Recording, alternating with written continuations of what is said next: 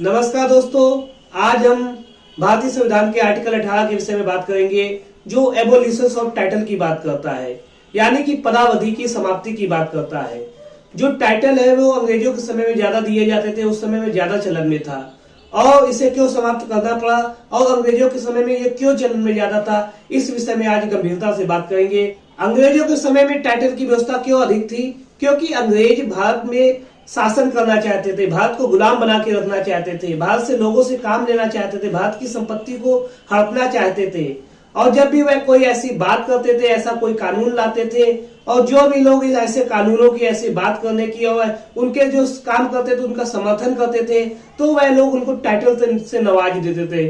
किसी को नवाब का टाइटल दे देते थे, किसी को महाराज का टाइटल दे देते थे, किसी को राय बहादुर बना देते थे, किसी को राय साहब कह देते थे, किसी को खान बहादुर कह देते थे। इस तरह के टाइटल वो अंग्रेज भारतीय लोगों को देते थे, जिससे भारतीय लोग उनका समर्थन करें और यह दिखाई देता था कि यह लोग अंग्रेजों के साथ थे और अंग्रेजों की बात करते हैं। तो इस प्रकार से अंग्रेज जो भी अच्छे बातें अंग्रेजों के प्रति करते थे उनको टाइटल से नवाब देते थे। जब भारत ने अंग्रेजों के शासन से मुक्ति प्राप्त की, 1947 में देश आजाद हो गया और उसके बाद 1950 में जब हमारा संविधान लागू किया गया तो संविधान निर्माताओं ने इस विषय में विचार किया। उन्होंने समझा कि किस प्रकार से अंग्रेज भारतीय लोगों को अपने पक्ष में कैसे करते थे, किस प्रकार से उन्हें पदवी देते थे, टाइटल देके उन्हें अपने समर्थन में ले लेते थे। तो ऐसी असमानता की व्यवस्था जो कहीं ना कहीं विवाद पैदा करती है, लोगों में असमानता के भाव लेके आती है। किसी को हमने टाइटल दे दिया कि आप राय साहब हो, नवाब साहब हो, महाराज हो, तो इस प्रकार से लोगों में भेदभाव पैदा हो जाता है, लोगों में असमानता की भावना उत्पन्न होती है। इसके बाद 1950 में भारतीय संविधान में आर्टिकल 18 के आने के बाद से इस प्रकार की बेकार सी व्यवस्था जो लोगों में असमानता की भाव पैदा करती है उसको समाप्त कर दिया गया।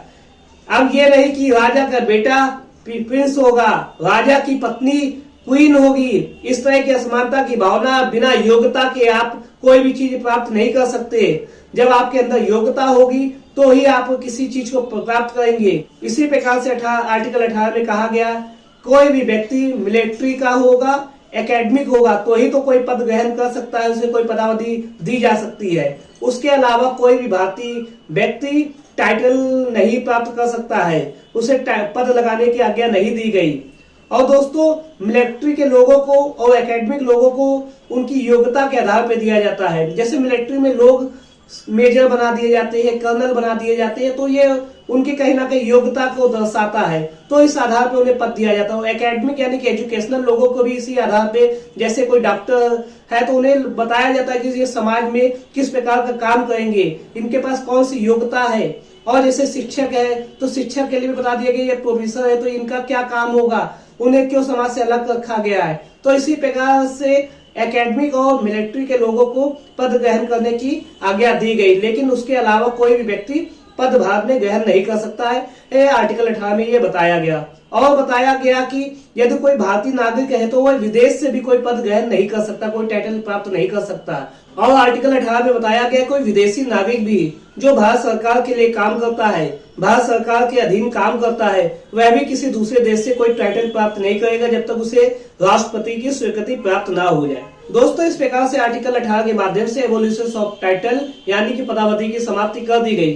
तो दोस्तों, सवाल ये उठ के आया कि क्या भारत रत्न दिया जाता है, पद्म भूषण दिया जाता है, पद्म श्री दिया जाता है, इसको भी टाइटल की श्रेणी में रखा जाना चाहिए, क्या इनको भी नहीं दिया जाना चाहिए? तो इसी प्रकार से इस तरह के विवादों को आज हम केस लॉ के माध्यम से और समझ लेते हैं। Balaji Raghavan versus union of India के उच्चतम न्यायालय के बाद में बताया गया कि पद्म भूषण, पद्म श्री, भारत रत्न जैसे अवार्ड जो भारत सरकार के द्वारा दिए जाते हैं ये कैसे टाइटल से भिन्न है।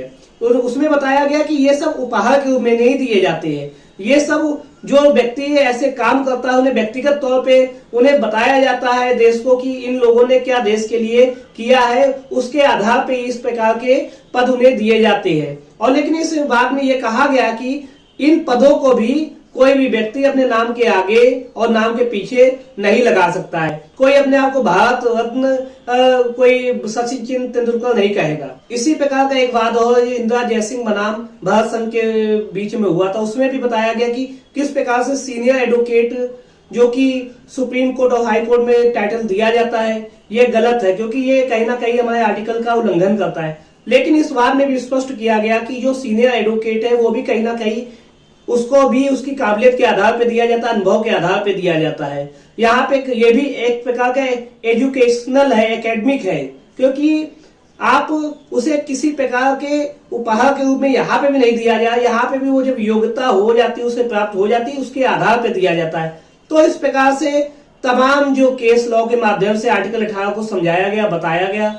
दोस्तों मुझे पूरा यकीन है अब आज आर्टिकल 18 के माध्यम से आज समझ गए हैं किस प्रकार से भारत में अब पदों को यानी कि टाइटल को किसी व्यक्ति को नहीं दिया जा सकता है यदि वह मिलिट्री और एकेडमिक रूप में ना हो। दोस्तों यदि आपको ये वीडियो अच्छा लगा है तो मेरे चैनल को सब्सक्राइब कीजिए, वीडियो को लाइक कीजिए और वीडियो को शेयर कीजिए जिससे ये जानकारी और लोगों तक पहुंच सके, और बेल आइकन में प्रेस कीजिए जिससे मैं आगे की वीडियो की नोटिफिकेशन आप तक आसानी से पहुंचा सकूं। मेरे वीडियो से जुड़ने के लिए बहुत बहुत धन्यवाद। जय हिंद।